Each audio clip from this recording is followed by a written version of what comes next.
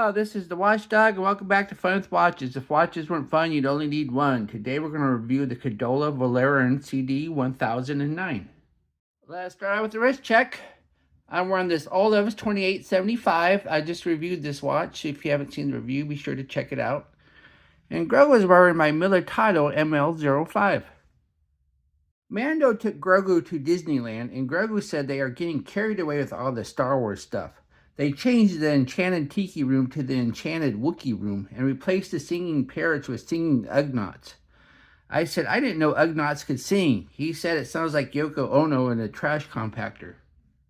I wanted to point out, too, that it looks like Grogu has a little buddy next to him, right above that watch there. All right, let's take a look at the watch. It comes in this box. And here it is.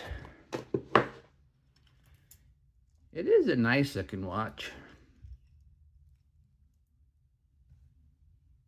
This is the first Cadola on my channel and the first watch I received from Watch Gang by joining their Black Tier membership. I have never heard of the brand, so I went to their website and it left me with a conundrum, as every colorway of the Volaron CD-1009 is sold out, which indicates to me that it is discontinued, and I struggled with whether or not to review a watch that you can't actually buy, but they do sell other watches, so a review might still be useful.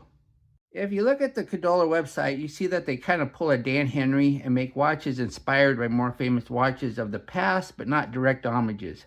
This Volaron CD-1009 is quite obviously inspired by the Breitling Navitimer, the watch that said, no, pilot watches shouldn't be easy to read and just tell the time. They should be chronographs that have a completely busy dial with a side rule so you can calculate your remaining fuel and other pilot-related necessities. This watch comes in 4 different colorways. The one Watch Gang sent me is called the Noir. There's also Stone with a gray slide rule inner bezel, Dark Forest with a green dial, then Irish Green that comes on a leather strap. I prefer a pilot's watch on a strap because it fits the theme better, but this leather strap is a crocodile dress strap, so I prefer the bracelet.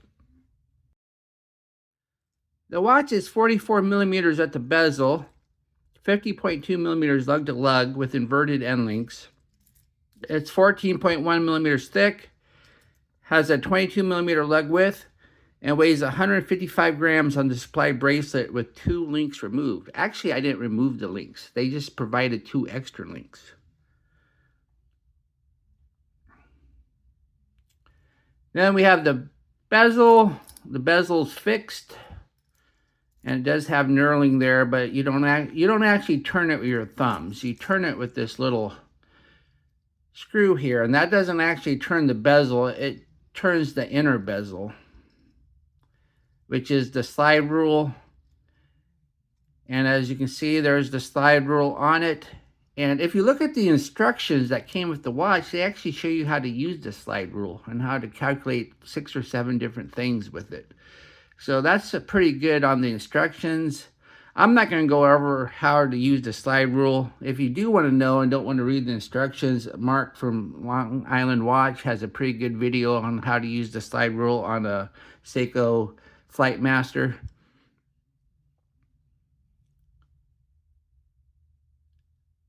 Then, besides the slide rule stuff, we have the dial. It says Cadola up top. And then let me get the hands out of the way so you can see the bottom. Then on the bottom, just above the subdial, it says 330 feet, 100 meters, because that's the water resistance you get. And this, of course, being a small second chronograph, we have the subdials, we have the 24-hour indicator on the right, the small second chronograph on the bottom, and the chronograph minute counter on the left. And then we have this inner hour chapter ring. And then we have the indices. The indices are loomed. And then we have the hands. The hands are fence post hands and they are loomed. And then we have a arrow tip second hand that's also loomed. Then we have a date at the 4:30. The date is not color matched. It would have been nice if it was color matched. This is normally a $300 watch. Yeah, nobody's going to pay $300 for it, but it would have been nice if they would have color matched the date at that price. We have a sign push-pull crown, giving you 100 meters of water resistance. And then we have the pushers, which are not screw down.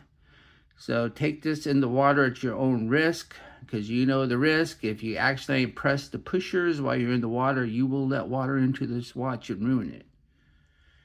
Of course, this watch is a VD53, so it would be fairly cheap to replace the movement in it. Press the top pusher, and the small second starts ticking, and you can barely see it. Then press the bottom pusher and it resets it. And once again, there are no sub-seconds or anything like that. Then we have the crystal. The crystal is domed, and I see distortion, so it's got to be a single dome. And if you look at it, though, there appears to be like a blue tint. So I think it has AR coating, but this is mineral glass, so I really didn't need it. But I guess if you're going to have it, that's fine. You can see through it just great.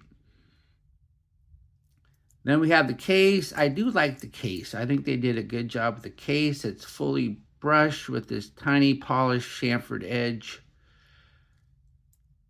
And it's got a good shape to it. I mean, this is a large chronograph, and so I think they did a good job with the case. I like how the lugs curve down. And I think it's finished really nice. Then we have the case back. The case back is a screw down, has the Cadola name.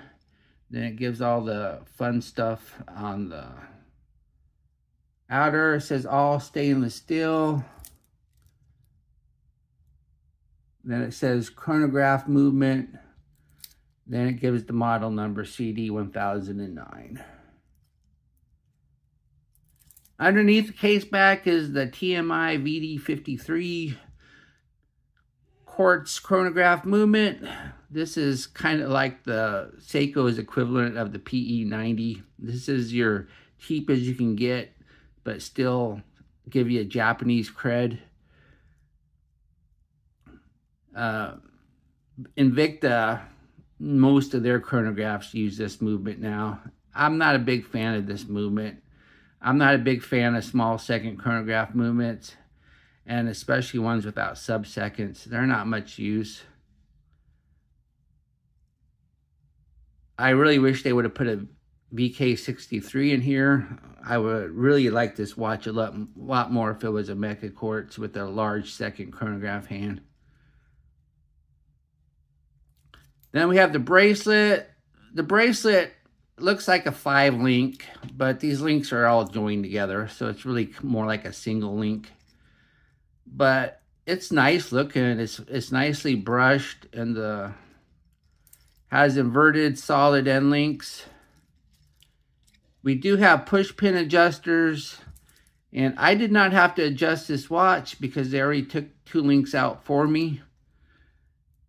And that's kind of nice. I kind of like that. At 7.5 inches, my wrist is getting up there, and not a lot of people have a wrist bigger than mine. So I think more people have a wrist my size and smaller. So it's kind of nice that they already had 2 links removed. Then we have the clasp. It's milled bottom, pressed upper, but unfortunately it's kind of short. And you only get 2 holes to micro adjust. I wish it was longer so you could have 3 holes. Yes, these links aren't huge, so 2 holes of micro adjust isn't horrible, but it's always nice to have at least 3.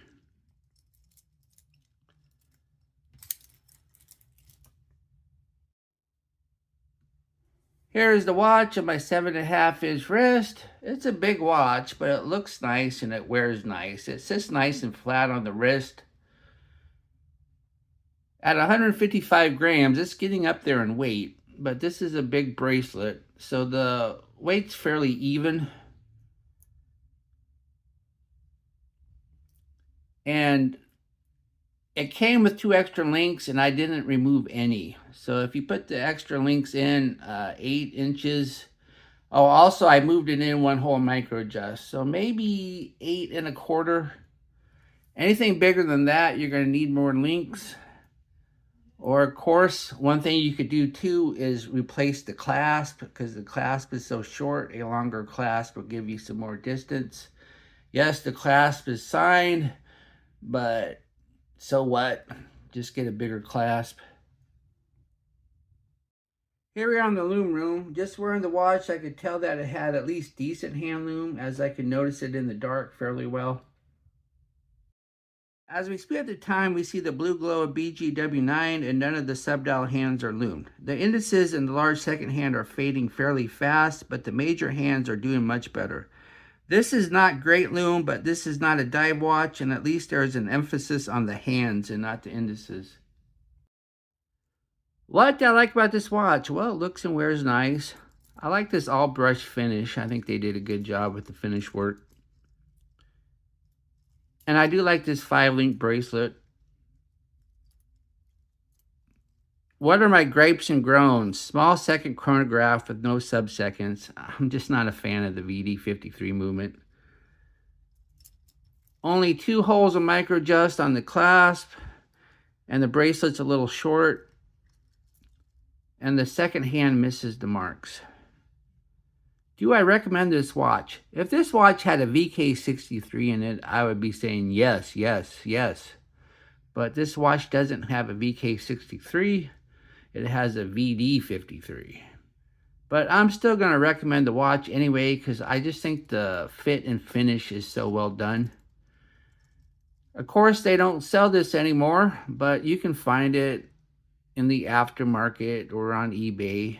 And so if you want this watch, I would say yes, go ahead and get it. Well, thank you for watching my review of the Cadola CD-1009, and I will be back with another review. Be sure and like and subscribe to my channel. And no affiliate link, because this is not an AliExpress watch. Plus, like I said, they don't sell this anymore. But maybe I'll just add a link to the Cadola website just so you can get there easy enough. Of course, you can just Google it. Bye.